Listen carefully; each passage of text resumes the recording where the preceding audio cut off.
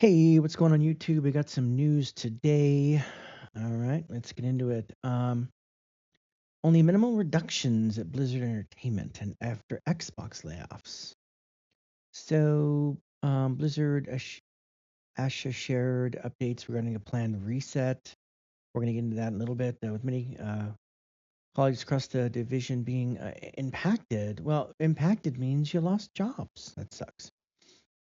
So far, it appears that ZeniMax Media, Obsidian Entertainment, and ID Software have been impacted the most by these reductions. When Kotaku reporting 25% of Obsidian, up to half of Elder Scrolls Online development team affected. Well, because Elder Scrolls Online sucks, and yeah. Part of the cuts also come from four uh, divested studios: Compulsion Games, Double Fine Productions, transitioning to independent studios. Ninja Theory and Undead Labs are being sold to new owners. Okay, well, cool. Corroborating Windows Central Diablo Immortal narrative designer Benjamin Wagner shared via Blue Sky that no union employees are impacted. So if you're not a union employee, you are impacted. That kind of sucks. Yeah, it's it's sad. I think unions are good, and I think that more nurses need to be unionized too. All right. Let's see. So we've gone on this last week. Turbulent Time Waves, Curse of Ula Tech, and July Trading Post. We went into that a little bit. Here's that stupid dragon you can get. Woohoo. June 30th to August 11th. I have a warrior who's level 90. And I'll get into leveling here. So what you do is to level up a character from 20 to 70 in about an hour, you get a character up to like 20, 10, whatever it is. So we're going to go with um, Alliance side first. You want to go over to into Stormwind with level 10, 20 character. You want to go to Chromie, ask her to to do the time to battle for Azeroth time. Get into a group with like a level 90 friend of yours. Fly to Dragonflight Valdraken. And if you go south, there's an area down there with a bunch of elite bear looking guys. And you stand there on level 20. You stand there. And your friend just and then you party sync to where your friend is in the same instance as you. They're going to be at level 60 max, and you party sync, and your friend will run around and kill the floor bullocks over and over and over and over and over and over and over and over, and over, and you loot them, and you get 2 to 3,000 per kill, and you can level from 20 to 71 doing it this way.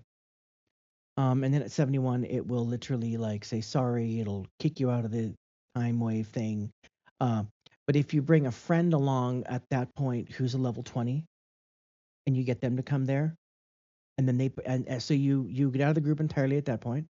You invite your new friend who's level 20. Invite your friend who is killing everything. Um, I would have your friend invite you guys. But anyway, then you go and your friend comes there. They party sync. You're now back into Chromie time with them, and you can level that way up to 81 doing it that way.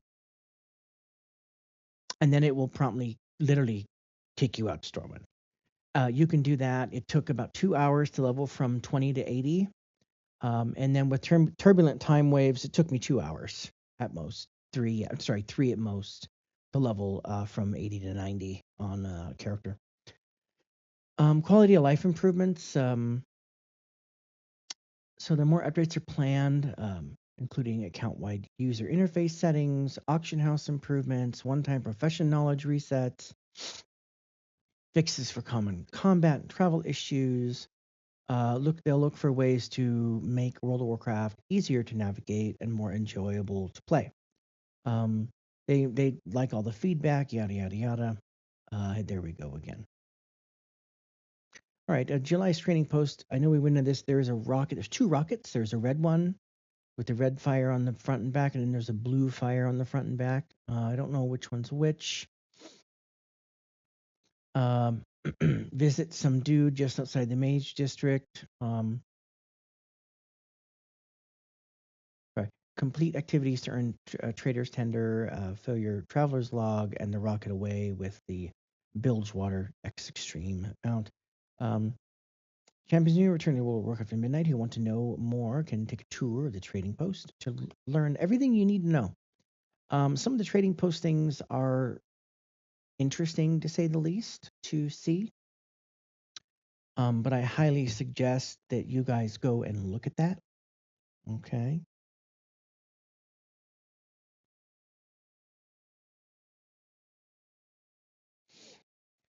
All right. Warcraft's short story, The Bitter Truth. An unexpected meeting meant to be diplomatic places two longtime foes. And I don't know why they're foes. Like, if my character was sitting at the same table as a horde, my character wouldn't give a crap.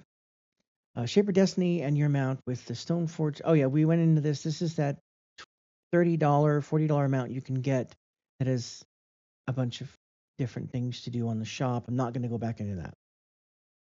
All right, Xbox announces restructuring 1,600 role eliminations today. That's sad. I know we went into this in the last thing, but we're here now. Sorry, I do check World of Warcraft every now and then because I'm trying to get the Dark Moon Fair boxes. I need 11 of them. Xbox CEO released a statement publicly that announced the team will be reducing 3,200 throughout the fiscal year of 2027. Speaking of Xbox, Sony went out and said also a little bit deviation here that they're going to remove all disc variants of the PlayStation shortly. I haven't gotten into that much. I don't really care. I'm not going to be purchasing. I have 4 PlayStation 5s in my house. I will not be purchasing another PlayStation, especially if it doesn't have things like World of Warcraft on it or no disc. I have a Indiana Jones game I got last year came with the disc. The came with like a globe and stuff. It was the special edition, and I got Final Fantasy Tactics for PS5. If you can't allow me to play discs, I'm just not going to be buying anything. Like, I'll keep what I got. If I have to and my PS5 breaks, I'll take one of the other 3 I got and continue playing. I'm just not going to go into this whole digital age thing of doing things. It's bad enough we have to do it in World of Warcraft to buy things. I can't go to the store really and buy. I mean, I guess maybe I can. I'm not sure, but I haven't seen a midnight box in a store. All right, getting back to that. So they're going to be cutting roles at Xbox. The message states that their business today is not healthy. Well, and their margins are lower than.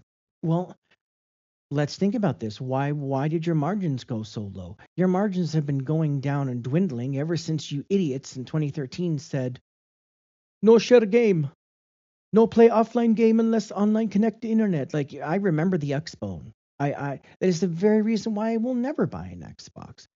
Microsoft showed their colors to all you people and me about what they eventually want to do to you as the consumer. They want to take away your freedom of choice to choose which games you play, when, where, you know, on what console. If I go and take my PlayStation game, Final Fantasy Tactics, over to a friend's house and stick it in their PS5, it's going to work. Okay? That's how it works.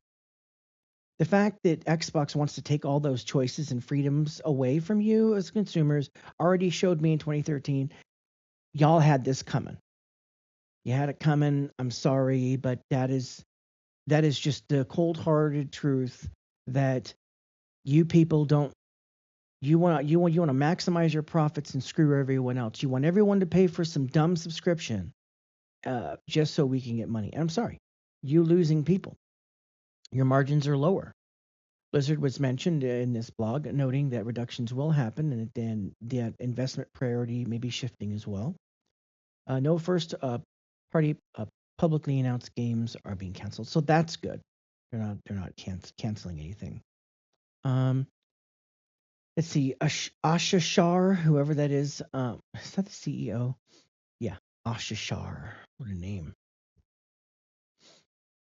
I'm not going to read this whole thing. It's just like it made the difficult attempt to reduce their team by approximately 3,200 throughout the fiscal year of 27. It will include approximately 1,600 role eliminations today. In addition, 4 studios will leave Xbox. That's okay. Like again, I've said it all along what Blizzard needs to do to get this game back on top. And a lot of people won't agree with my assessment on that. But I have teenagers. They specifically know why all of their friends would never touch World of Warcraft. And I'm sorry, but 9 times out of 10, every friend they've asked, I can never play WoW. Well, why not? Well, I don't have a $1,300, $1,400, $1,500 computer. I don't have it. I'm not going to buy it. My parents, I'm not going to, sure as hell, I'm not going to ask my parents for it. And I'm not going to do all that just to pay $10 or 15, 16, 20 a month, right, with taxes for a game that looks that old. I want to play something that looks a little better than that. Final Fantasy 14 comes to mind because a lot of their friends do play that on PlayStation. And the PlayStation is what, $5.99? So let's just say $6.25. Okay, that's half of what it would cost to buy a computer, a moderate computer that would be able to run WoW in all ways, raids, PvP, dungeons, all that, and not lag, you know. And so they're nobody listens. Okay. And I'm going to make a separate video on what I think WoW needs to do to become on top again. You know, so they're going to restructure. Great. We have aggressively since 2018, we've aggressively expanded our studio portfolio with a number of games created each month across the industry. Now outpaces the last 10 years combined. We now find ourselves competing not only with the largest publishers but also with smaller independent studios. That is because, okay, more studios, more people on the planet, more games coming out, more competition. And you have to think about it. You have to think about it. Now, the only other MMO that is come to my mind that competes with WoW is Final Fantasy 14, and I don't play FF14 anymore due to personal reasons, but it was a good game. You can't sit there and argue with me and tell me FF14 sucks. No, it's a really good game. The way they turn when I was playing, I could get a house. Like I had two houses, one for my character and one for my guild. The way they've done housing, they just screwed up. The expansion, this last one, wasn't received very well. They're not going in a good direction, but they still have graphics over us. They have being able to only have one character and be all the jobs and stuff like that. I mean, they do have a lot over World of Warcraft. World of Warcraft does have a lot of stuff over them, though.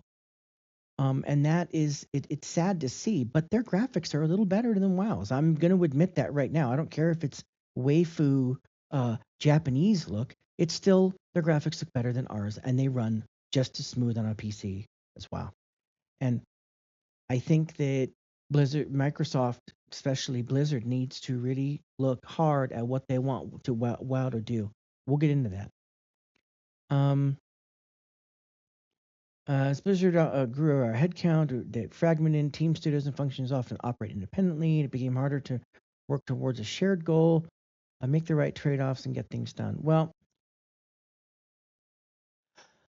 my issue with Xbox is that you have people who want to make games that are just games, man. That's all we really want as consumers. We just want some games to play. We don't want to buy a game and find out 6 months later there's a update you got to pay for. We don't want subscription we have to do. We don't want any of that. Just put some games on the damn shelf that we can just play and then be done with, and go back to how games were more simple. Final Fantasy Tactics. This Indiana Jones game was cool. I got I don't like that they have a DLC connected to it that I have not played, something of Giants or whatever. And the game was fun. It was fun, but it had problems. Okay, the Indiana Jones game was fun, but had problems. But I mean, come on, man, you know. Well, enough of that. So they're going to just cut and try and just hopefully figure out what the hell they're going to do. If y'all may, if you guys at Xbox make some console that's $800-900, I'm telling you right now, people aren't going to be. They're not going to jump on that. They won't. Okay. They just won't. I would never jump on any console that's over $650. Not ever. All right, I put Peep in your home in 12.1. This was posted 3 days ago. A mechanical indistinguishable Peep decor. Okay. Purchased from the new neighborhood vendors Periwinkle and Agrata. Everyone's newest favorite piece of decor isn't actually available right away. You see, there are just copies of the original, which must be first be obtained. Okay. In order to obtain Peep, players first need to find our old friend perched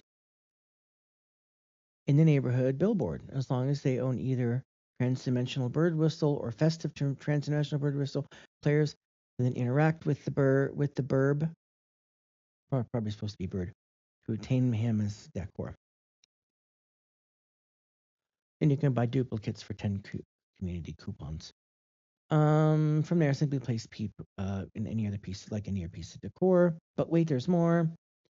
Once any number of peeps are settled down in your home, clicking on one will apply the familiar 60-minute peep buff, allowing your favorite bird to join you in any adventure. Cool. So you can have the bird with you and stuff like that. That's interesting. I don't like peep. All right. New season 2 Mythic Plus dungeons available for testing. Reduced casters and mechanical changes. So July 2nd to the 6th, which was yesterday, was those four. Today is Temple of Sethraelis, King's Rest, and Ruby Life Pools. All season 2 Mythic dungeons after 14th. During the test period, you'll be able to acquire and customize Mythic Keystones by talking to the Keystone vendor. The nearby dungeon teleports the NPC, assists you with transportation. Cool. This NPC will now also appear at the beginning of each dungeon in the Mythic difficulty, who can teleport players back to the capital city, provided that the items are equipped in your character. Release 226, they will scale automatically to a higher level as needed. I'm not going into that. These are just dungeon changes for some people. Murder Row. Okay, well, I mean, play those at your leisure. I will not do raid testing. I'm not going to test Blizzard's game for them. All right, Shadowhunter's Hexblade, new two-bladed cosmetic sword. Okay. Alongside the Nightforge Spellblade in the original Wargrave of Aznath set, these types of dual-bladed swords are extremely rare, despite being a prominent feature in D&D inspired fantasy and heavily featured in Warcraft via the Elven Spellbreakers. These weapons are made a reassurance with the introduction of Demon Hunters, which of course now we see them everywhere. Though the vast majority are categorized as class-specific warglaves, leaving them unavailable for anyone else in the game, which kind of sucks. Warglaves, though, can be worn by warriors, warrior, rogue, death knight, monk, and demon hunter. And Nightforge Spellblade is a sword, probably one-handed. Okay. Exceptions to this restriction have slowly grown over time, most recently with the addition of Nightforge Spellblade from Legion Time Walking, as well as Priestess Starblade, which is a dagger, a sword. So all these things, and some similar variants of Deco Duel Vendor, allowing players to create iconic Spellbreaker look. Don't care. So not all items are properly tagged. Actually, learn their transmog. You trying to turn the trolls into anteaters or something? In the event, these types of weapons remain fairly rare outside of Demon Hunter-specific warglaves, so even a relatively basic addition of this new Shadowhunter set base is a welcome one, which is true. If you if you're into that thing. Witch Doctor or Shadowhunter Transmog. They should just add those as classes. I mean, honestly, Blizzard, you need to get on top of it. If that one World of Warcraft private server can add 21 classes, you should be able to add at least 3 or 4. I know we talked about this probably last week. Cyber TV interview. So we're going to go into this. We're going to just scroll through. Reception to midnight. Feedback's been great. There's a lot of excitement. Yada yada yada. I thought I told you guys this last week. They had to pivot and provide rewards at higher end of players who blew through the content. Who blew through the lower end, but they're excited about the top 1%. There's now a dedicated team to the Delves experience at school. They want to do more with solo outdoor players.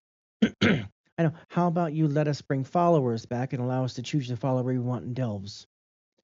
They view the system today as a foundation, which is what they want to do with housing. They've heard feedback and from many players that it's never forced me to do it, and I have so many other things I want to do. But Ian says that's okay. It's there for players who want to move onto it. They want to keep in depth in the system, but avoid heavy-handed systems like player power. I know. Why don't you put in followers in my home? That way I can send them on little missions that give me coupons or things that aren't player power and allow me to have that collection system of being able to collect followers. Be great. I'm into that. So I know we talk about things feeling formulmatic, how it is, blah, blah, blah, prioritizing the team.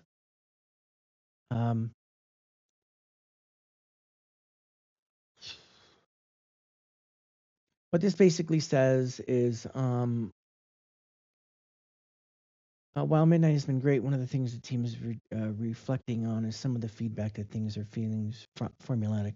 It's easy to pivot away from things that all players are mad about, but when they're getting a good feedback, such as with the gearing system, they carry forward with what is working. And then they get some of that feedback.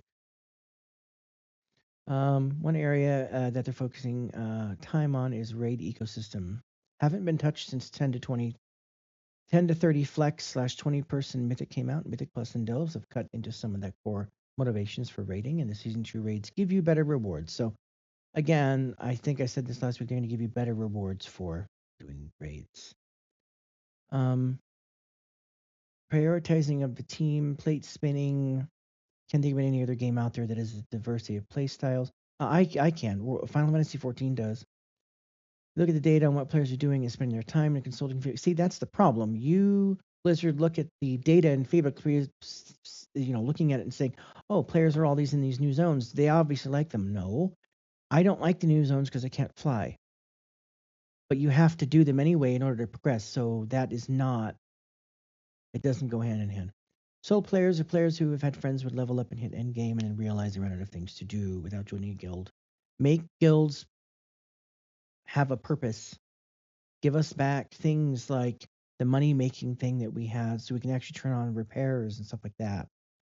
There are millions of players who play the game solo or a small group, despite there not too many content creators for it. They have a wealth of data to draw from and do the best they can, which is true. You know that from portions of the community, it can feel frustrating if feedback is being given and then they do something else instead, but it's likely they're listening to a different portion of the community at that specific point in time. Y'all should be listening to. There's giving people choices and options, and then there's taking options away and not giving them choices and sticking it to the man, saying, screw you guys, we're not going to allow flying. Stuff like that. You don't want to do that. You want to make your players happy. Give us choices, give us things to do, give us stuff that we can collect and do things that gives us a point of logging in. Period. Listen to everybody in that aspect. Add-ons, he's happy with with how disarming add-ons has gone, but it's not perfect, of course. I don't care about that. So what this says is they